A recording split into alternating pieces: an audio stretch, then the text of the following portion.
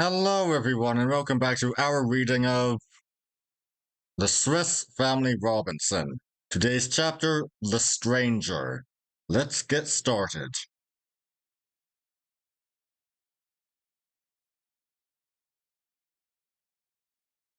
The Muller and Franz, though somewhat startled by the unexpected absence of Fritz, were delighted to see us return safely and listened with eager interest to our adventures.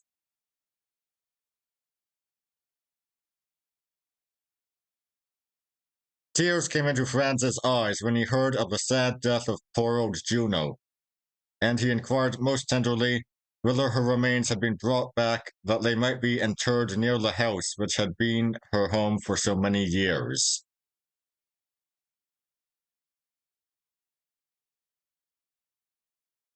Next day, he saw her buried carefully, and Ernest, at his request, produced an epitaph. It was inscribed upon a slab of stone above her grave. Juno, a servant true lies here, a faithful friend, a dog, to all most dear, who met her end, fighting right bravely in her master's cause.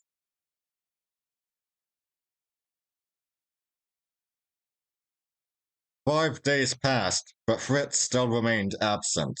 I could not conceal my anxiety, and at length determined to follow him. All were delighted at the proposal, and even the mother, when she heard that we were to sail in the pinnace, agreed to accompany us.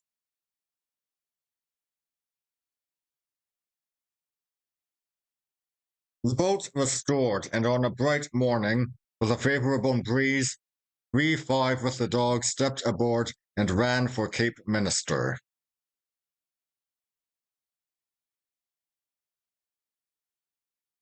Our beautiful little yacht bounded over the water gaily, and the bright sunshine and delicious sea breeze put us all in the highest spirits.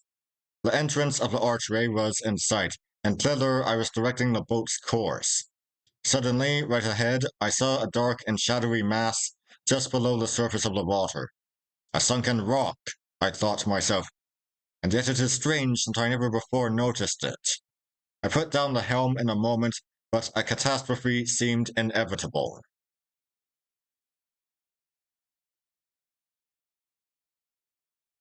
We surged ahead. A slight shock, and all was over. The danger was past.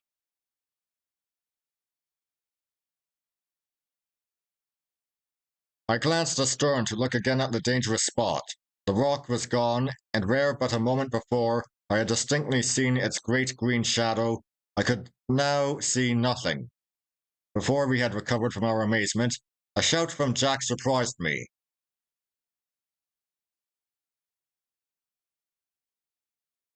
"There's another!" he exclaimed. "To starboard, father!"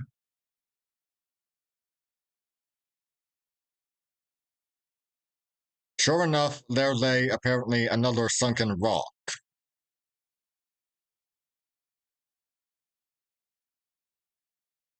"The rock is moving!" shouted Franz. A great black body emerged from the sea, while from the upper extremity rushed a column of water, which with a mighty noise rose upward and then fell like rain all around. The mystery was explained, for as the great beast emerged yet farther from the water, I recognized from its enormous size and great length of head the cachalot whale.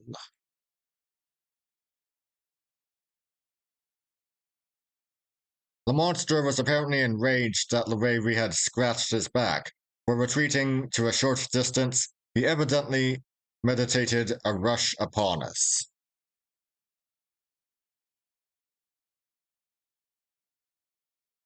Fearful stories occurred to me of the savage temper of this whale, how he has been known to destroy boat after boat, and even ships, and with a feeling of desperation, I sprang to one of the guns. Jack leaped to the other, and almost simultaneously we fired. Both shots apparently took effect, for the whale, after lashing the water violently for a few seconds, plunged beneath its surface and disappeared.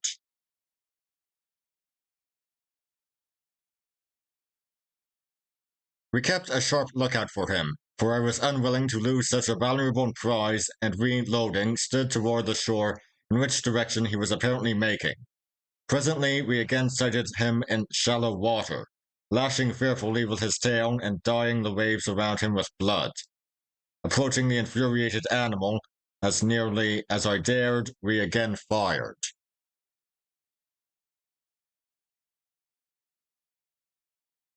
The struggles of the whale seemed for a few moments to become even yet more frantic, and then with a quiver from head to tail, he lay motionless, dead.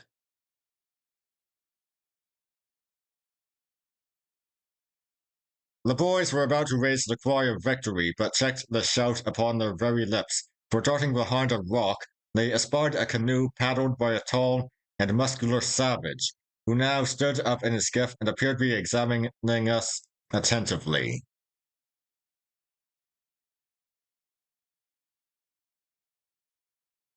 Seeing that we were standing toward him, the swarthy native seized his paddle and again darted behind a rock. An awful thought now took possession of me. There must be a tribe of blacks lurking on these shores, and Fritz must have fallen into their hands. I determined, however, that we should not be easily taken, and our guns were loaded and run out.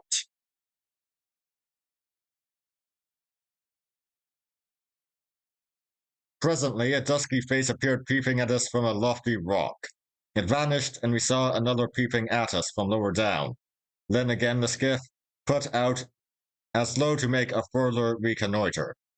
All, even Jack, looked anxious, and glanced at me for orders. "Hoist the right flag," said I, "and hand me the speaking trumpet."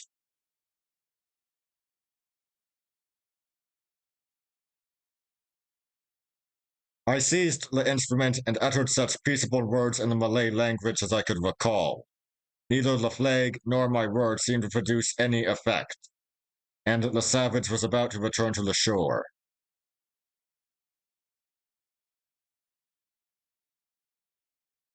Jack hereupon lost patience and in his turn took up the trumpet.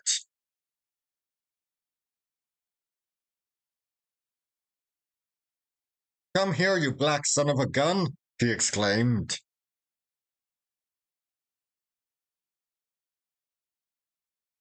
"Come on board and make friends, or we'll blow you and your—"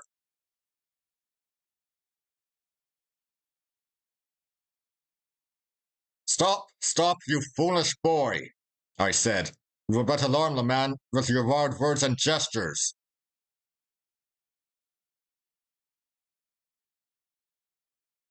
"No, but see," he cried. "He is paddling toward us."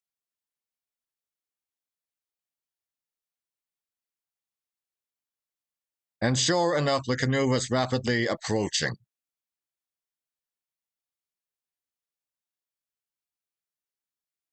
Presently, a cry from Franz alarmed me. "Look, look!" he shrieked. "The villain is in Fritz's kayak. I can see the walrus head."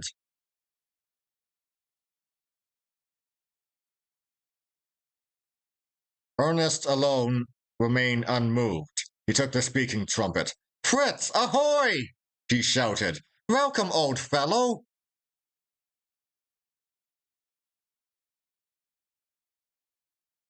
The words were scarcely out of his mouth when I too recognized the well-known face beneath its dusky disguise.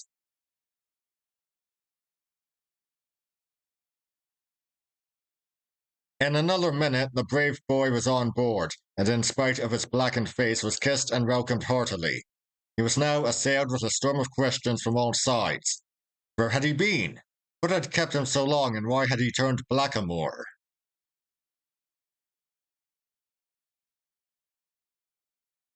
"The last question," he replied with a smile, "is the only one I will now answer.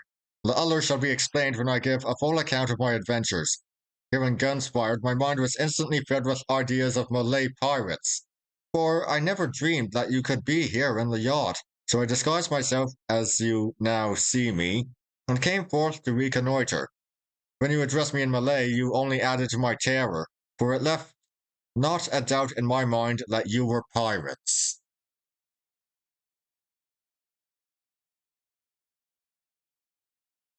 Having in our turn described to him our adventures with the cachalot rail, I asked him if he knew of a suitable spot for the anchorage of the yacht.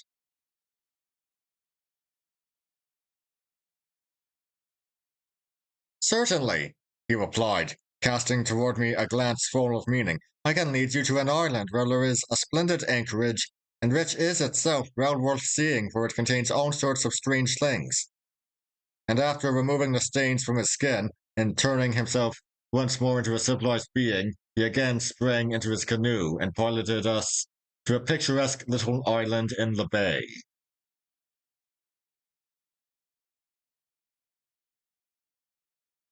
Now that there could be no doubt as to the success of Fritz's expedition, I no longer hesitated to give to my wife an account of his project, and to prepare her mind for the surprise which awaited her. She was greatly startled, as I expected, and seemed almost overcome with emotion at the idea of seeing a human being, and that being one of her own sex.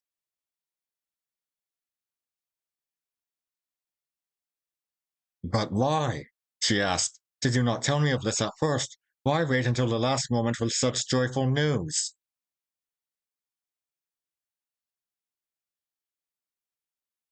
I was unwilling, I replied, to raise hopes which might never be realized.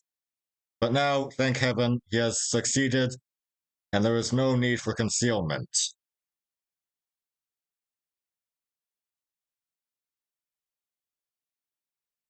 The boys could not at all understand the evident air of mystery and suppressed excitement which neither their Muller Fritz nor I could entirely conceal. They cast glances of the greatest curiosity toward the island, and as soon as the sails were furled and the anchor dropped, they sprang eagerly ashore. In a body we followed Fritz, maintaining perfect silence.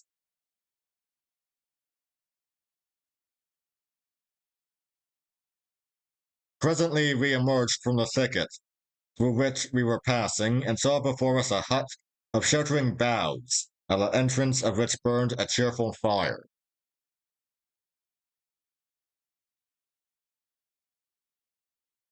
Into this leafy bower Fritz dived, leaving his brothers without, mute with astonishment. In another moment he emerged, leading by the hand a slight, handsome youth, by his dress apparently a young English naval officer. The pair advanced to meet us, and Fritz, with a countenance radiant with joy, briefly introduced his companion as Edward Montrose.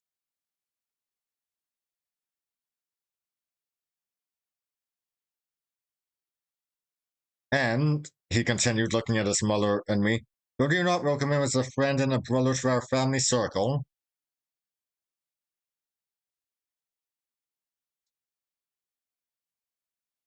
That we will indeed, I exclaimed, advancing and holding out my hands to the fair young stranger. Our wild life may have roughened our looks and manners, but it has not hardened our hearts, I trust.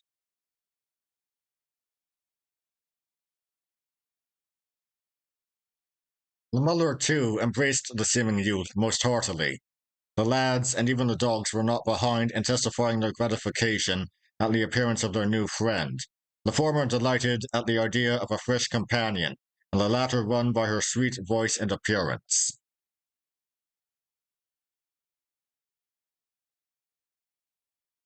From the expression made use of by Fritz, I perceived that the girl wished her sex to remain unrevealed to the rest of the party until the mother could obtain for her a costume more suited to her real character.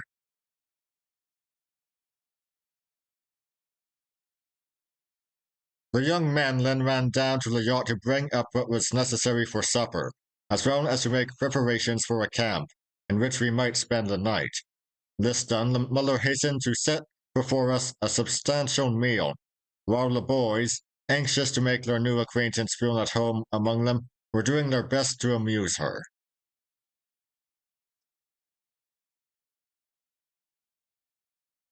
She herself, after the first feeling of strangeness had worn off, entered fully into all their fun, and by the time they sat down to supper was laughing and chattering as gaily as any one of the rest.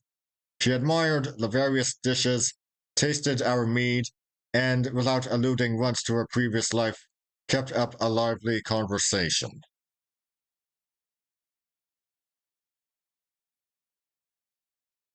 The mere fact of meeting with any human being after so many years of isolation was in itself sufficient to raise the boys to the greatest state of excitement. But that this being should be one so handsome, so gay, so perfectly charming, seemed completely to have turned their heads. And when I gave the sign for breaking up the feast, and their new friend was about to be led to the night quarters which had been prepared for her on board the yacht, the health of Edward Montrose was proposed, and was drunk in fragrant mead amid the cheers and acclamations of all hands.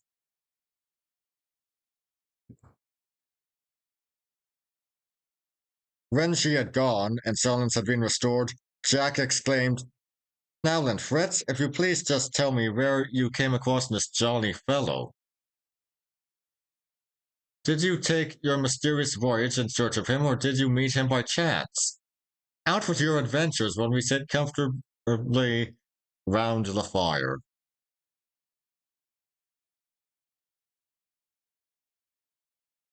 So saying, Jack cast more wood upon the blazing pile, and throwing himself down in his usual careless fashion, prepared to listen attentively.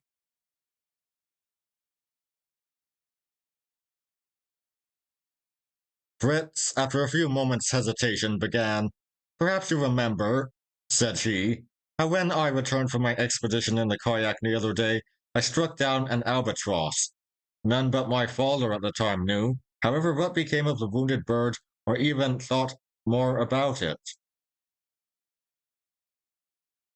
Yet it was that albatross which brought me notice of the shipwrecked stranger, and he, too, I determined, should carry back a message to cheer and encourage the sender.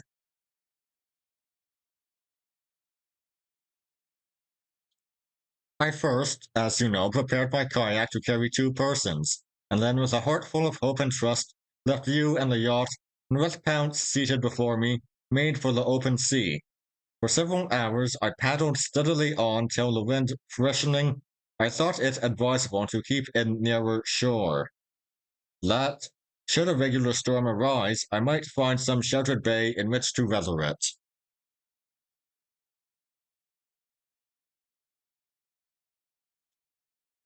I passed the night in my kayak.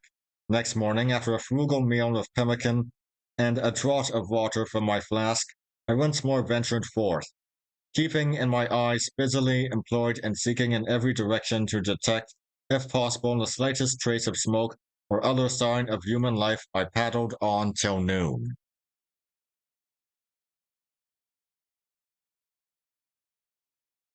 The aspect of the coast now began to change. The shores were sandy, while farther inland lay dense forests, from whose gloomy depths I could ever and anon hear the fierce roar of beasts of prey, the yell of apes, the fiendish laugh of the hyena, or the despairing death cry of a hapless deer.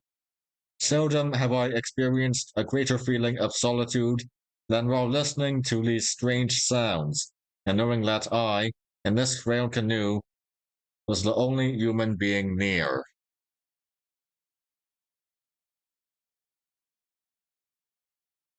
For some hours after this, I paddled quickly on, sometimes passing the mouth of a stream, sometimes that of a broad river. Had I been merely on an exploring expedition, I should have been tempted, doubtless, to cruise a little way up one of these pathways into the forest, but now such an idea did not enter my head. On, I felt I must go, until I should reach the goal of my voyage.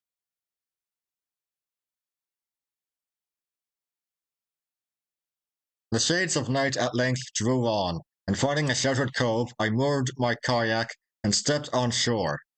You may imagine how pleasant it was to stretch my legs after sitting for so long in the cramped position which my kayak enforces. It would not do so, however, to sleep on shore, so after preparing and enjoying my supper, I returned on board and there spent the night.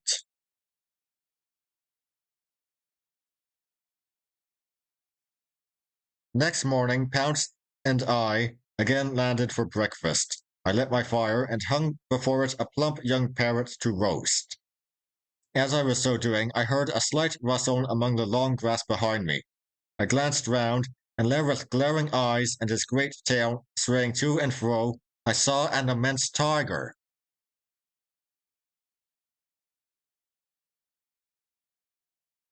In another moment, his spring would have been made. I should have been no more, and our young guest would have been doomed to God only knows how many years of frightful solitude.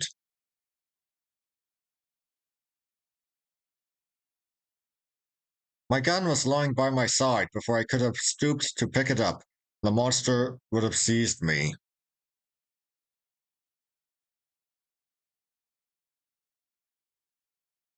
Count saw and comprehended my danger.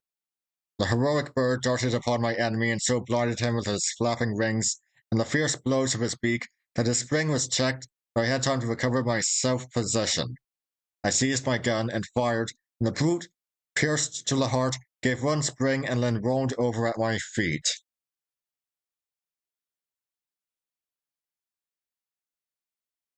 My enemy was dead, but beside him, alas, lay poor Pounce, crushed and lifeless. One blow of the great beast's paw had struck him down, never to rise again.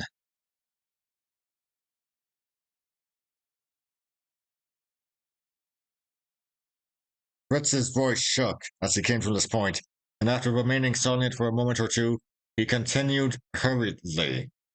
With a sad and desolate feeling at my heart, I buried the faithful bird where he had met his death, and then, unable longer to continue near the spot, I returned to my kayak, and leaving the great tiger lying where he fell, paddled hastily away.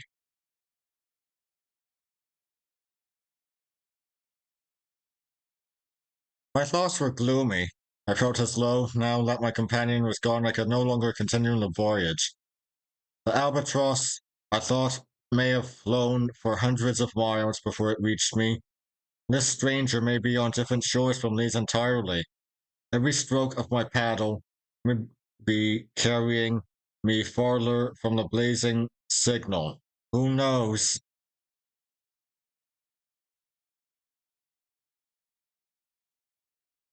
This feeling of discouragement was not, however, to be of long duration. In a moment more, a sight presented itself which banished all my doubts and fears and raised me to the highest pitch of excitement.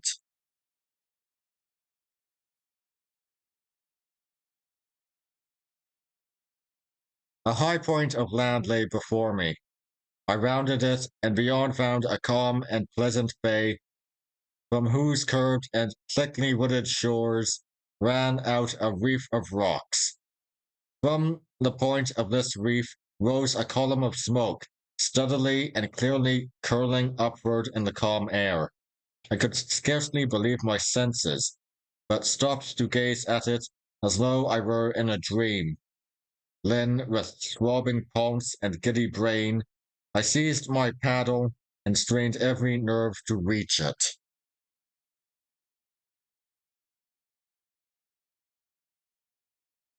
A few strokes seemed to carry me across the bay, and securing my canoe, I leaped upon the rock on which the beacon was blazing, but not a sign of human being could I see. I was about to shout, for as the fire had evidently been recently piled up, I knew the stranger could not be far off. But before I could do so, I saw a slight figure passing along the chain of rocks toward the spot on which I stood. You may all imagine my sensations.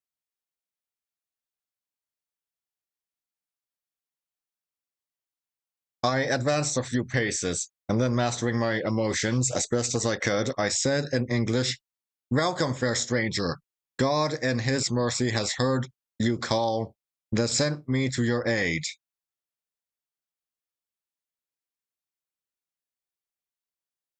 Miss Montrose came quickly forward.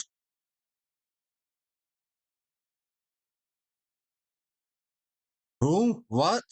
shouted the boys, interrupting the narrative. "Who came forward?"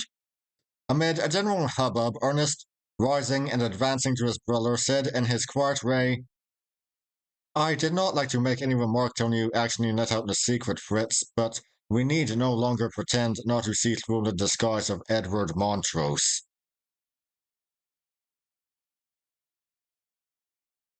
And that would be all for today. I'll see you all next time. See ya!